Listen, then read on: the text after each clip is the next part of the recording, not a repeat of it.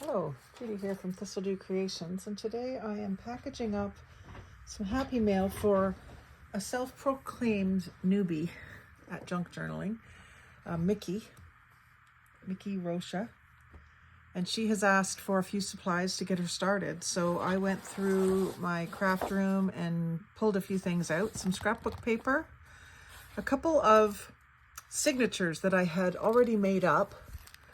This one is sort of a long, skinny signature, and it's got a bunch of different pages in it. So it's sort of already a good sampling of some of the different types of paper that you can use. Certainly not a complete set of examples, but a good sampling.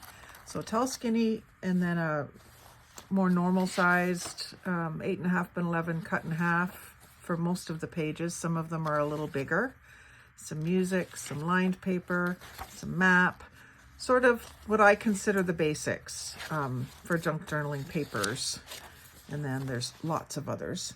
I included a tiny little notebook. This is one of the first ones that I made.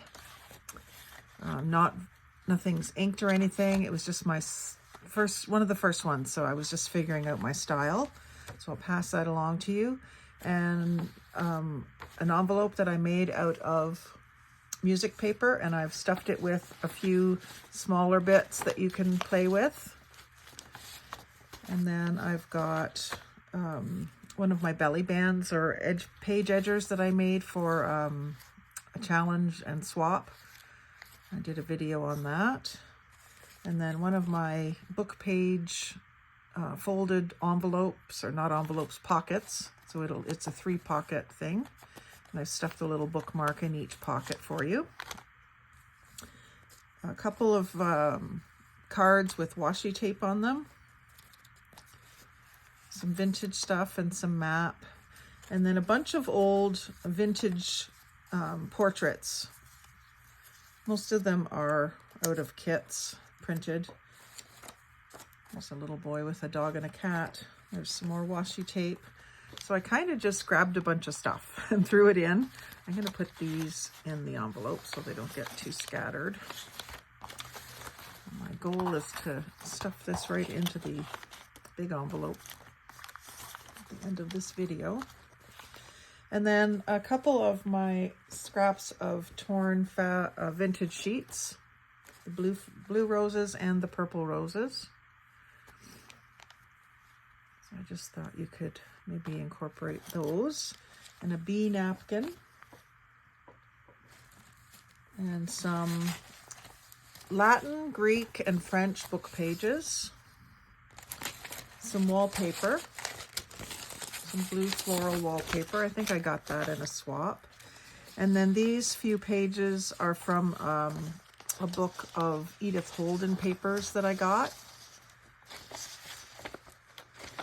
Certainly not beginner stuff, I don't think, but you should have fun with them. And then there's a couple pages out of a little notepad and a couple of printable certificates or gift certificate kind of things. And then a sheet of craft cardstock that you can use to back some of the papers. A coffee dyed invitation.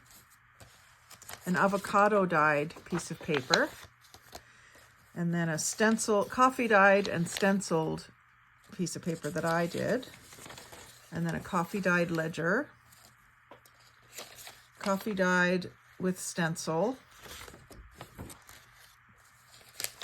And then sort of a more normal coffee dyed without any design in it. And this is some of my Thistledew printables, where I just took a lace tablecloth and photocopied it over top of some scrapbook paper. And then the rest of it is the scrapbook papers themselves. So I'm going to just figure out how this goes here.